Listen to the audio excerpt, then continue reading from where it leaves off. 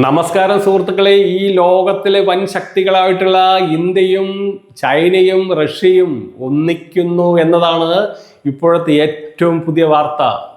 വളരെ സന്തോഷം. എന്തെന്നാൽ ഈ ചൈനയെ ഒന്നും വിശ്വസിക്കാൻ പറ്റാത്ത ഒരു രാജ്യമായിരുന്നു. പക്ഷെ ചൈനയുടെ സ്ഥിതി ഇപ്പോൾ കുറച്ച് ബിസിനസ്സൊക്കെ മാന്ദ്യമായി നിൽക്കുന്ന സമയമാണ്. അപ്പോൾ ചൈനയ്ക്കും നല്ലൊരു കൂട്ട് വേണം.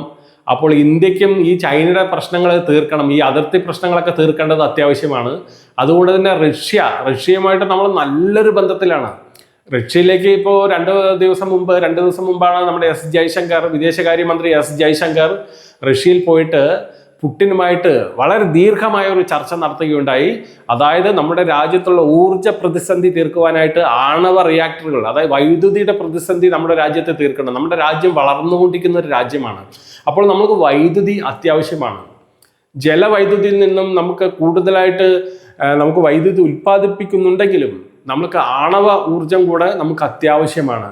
അതുകൊണ്ട് ആണവ ഊർജം നമുക്ക് റഷ്യയിൽ നിന്നും ഇവിടെ എത്തിച്ചുകൊണ്ട് റിയാക്ടറുകൾ സ്ഥാപിച്ചുകൊണ്ട് ധാരാളം വൈദ്യുത നിലയങ്ങൾ, നമുക്ക് ആവശ്യത്തിലധികം വൈദ്യുതി നിലയങ്ങൾ അത്യാവശ്യമാണ്. നമ്മുടെ ഈ രാജ്യത്ത് വ്യവസായം വളരണമെങ്കിൽ നമുക്ക് വൈദ്യുതി അത്യാവശ്യമാണ്. അപ്പോൾ റഷ്യയിൽ നിന്നും ആണവോർജത്തിൻ്റെ കരാറുകളിൽ നമ്മൾ ഒപ്പിടും. അതുപോലെ തന്നെ പ്രതിരോധ രംഗത്തുള്ള ഇടപാടുകൾ, ആയുധങ്ങളും യുദ്ധവിമാനങ്ങളും എയർ ഡിഫൻസ് സിസ്റ്റവും S-400 ഒക്കെ നമ്മുടെ കഴിഞ്ഞ ഓപ്പറേഷൻ സിന്ദൂർ സമയത്ത് സക്സസ് ആയത് ഓർമ്മയുണ്ടോ? അത് നമ്മൾ അവിടെ നിന്നും ഇങ്ങോട്ട് കൊണ്ടുവന്ന് നമ്മുടെ രാജ്യത്ത് കൊണ്ടുവന്ന് കുറച്ച് ചേഞ്ചസ് ഒക്കെ വരുത്തി നമ്മളൊക്കെ കൃത്യമായി ഉപയോഗിക്കാൻ പറ്റുന്ന രീതിയിലാണ് നമ്മൾ ഇവിടെ ഉപയോഗിക്കുന്നത്. അതുകൊണ്ടാണ് നമ്മൾക്ക് സക്സസ് ആവുന്നത്. അതുപോലെ റഷ്യയിൽ നിന്നും ഇന്ധനം, നമ്മൾക്ക് ഇന്ധന പ്രതിസന്ധി ഇല്ലാത്തത് എന്തുകൊണ്ടാണ്? റഷ്യയിൽ നിന്നും നമ്മൾക്ക് ധാരാളം വില കുറഞ്ഞ് ഈ ക്രൂഡ് ഓയിൽ കിട്ടുന്നുണ്ട്. അത് നമ്മളിവിടെ കൊണ്ടുവന്ന് ഇന്ത്യയിൽ കൊണ്ടുവന്ന് ശുദ്ധീകരിച്ച് മറ്റ് പല രാജ്യങ്ങളിലേക്കും കയറ്റി അയക്കുന്നു.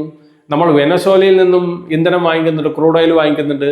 അതും നമ്മുടെ രാജ്യത്ത് കൊണ്ടുവന്ന് പല ആഫ്രിക്കൻ രാജ്യങ്ങളിലേക്കും ഒരുപാട് രാജ്യങ്ങളിലേക്ക് നമ്മളിവിടെ ശുദ്ധീകരിച്ചുകൊണ്ട് ഡീസലും പെട്രോളും എല്ലാം കയറ്റുമതി ചെയ്യുന്നുണ്ട്. അപ്പോൾ റഷ്യയുമായിട്ട് വ്യാപാര കരാർ വർദ്ധിപ്പിക്കുവാനാണ് ഇന്ത്യയുടെ തീരുമാനം. അതുകൊണ്ട് പുടിൻ നേരിട്ട് ഇന്ത്യയിൽ എത്തിയാൽ മാത്രമാണ് കൂടുതൽ കരാറുകളിൽ ഒപ്പുവെച്ചുകൊണ്ട് സഹകരണം ശക്തമാക്കാൻ പറ്റുകയുള്ളൂ എന്ന നിഗമനത്തിലാണ് ഇന്ത്യ. അതുകൊണ്ട് തന്നെ പുടിൻ ബ്രിക്സ് ഉച്ചകോടിയിൽ പങ്കെടുക്കും. അതിനായിട്ടാണ് എസ് ജയശങ്കർ ഈ കഴിഞ്ഞ ദിവസങ്ങളിൽ റഷ്യയിൽ പോയിട്ട് പുടിനെ ക്ഷണിക്കുകയുണ്ടായി. ദീർഘമായ ഒരു ചർച്ചയാണ് രണ്ട് നേതാക്കളും നടത്തിയത്. പുടിൻ എസ് ജയശങ്കറിന്റെ ക്ഷണം സ്വീകരിച്ചുകൊണ്ട് തീർച്ചയായും ബ്രിക്സിൽ പങ്കെടുക്കാമെന്ന് ഏറ്റിട്ടുണ്ട്. അപ്പോൾ പുടിൻ അങ്ങനെ കൂടുതൽ രാജ്യങ്ങളിലേക്ക് പോകാത്തൊരു രാഷ്ട്രത്തലവനാണ്. പക്ഷെ അയാൾ ഏതെങ്കിലും ഒരു രാജ്യത്ത് പോകുന്നുണ്ടെങ്കിൽ അതിന് പ്രധാന ലക്ഷ്യങ്ങളുണ്ടാവും. അപ്പോൾ ആ ലക്ഷ്യങ്ങൾ നമ്മുടെ രാജ്യവുമായിട്ട് കൂടുതൽ കരാറുകൾ, അതായത് എല്ലാ വിധത്തിലുമുള്ള ഓപ്പൺ കരാറാണ് റഷ്യയും ഇന്ത്യയും തമ്മിൽ നടത്തുവാനായിട്ട് പോകുന്നത്. അത് നമ്മുടെ രാജ്യത്തിന്, ഇന്ത്യക്ക് വലിയൊരു ഗുണം ചെയ്യും, റഷ്യക്കും അതുകൊണ്ട് ഗുണമുണ്ട്. പിന്നെ വരുന്നത് ആരാ? ചൈനയുടെ പ്രസിഡന്റാണ് ഷീ ജിൻപിങ്ങും അങ്ങനെ വിദേശ രാജ്യങ്ങളിലേക്കൊന്നും പോവാറില്ല. അവരുടെ വൈസ് പ്രസിഡന്റുമാരും വിദേശകാര്യ സെക്രട്ടറിമാരൊക്കെയാണ് വിദേശത്തൊക്കെ പോയി കാര്യങ്ങളൊക്കെ സാധിച്ചു കൊണ്ടുവരുന്നത്.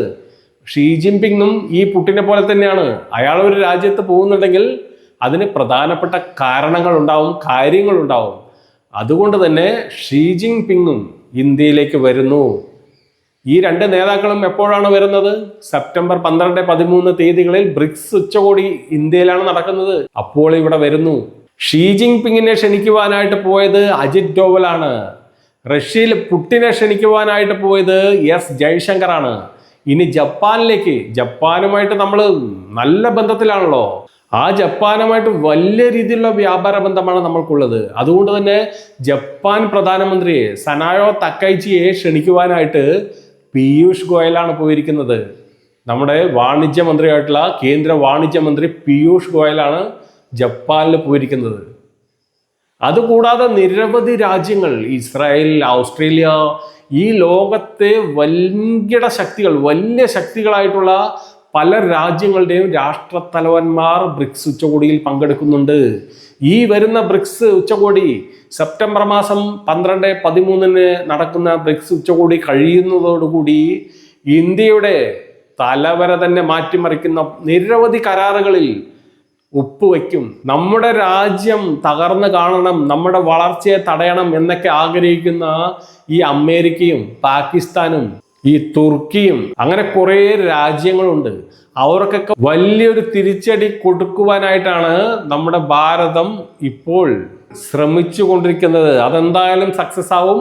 ഈ വരുന്ന ബ്രിക്സ് ഉച്ചകോടി കഴിയുന്നതോടുകൂടി തന്നെ നമ്മുടെ രാജ്യത്തിൻ്റെ തലവര തന്നെ മാറുന്ന പ്രഖ്യാപനങ്ങളും കരാറുകളും നിരവധി മാറ്റങ്ങൾ ഉണ്ടാക്കുന്ന ഒരുപാട് കരാറുകളിൽ ഇന്ത്യ ഒപ്പുവെക്കും.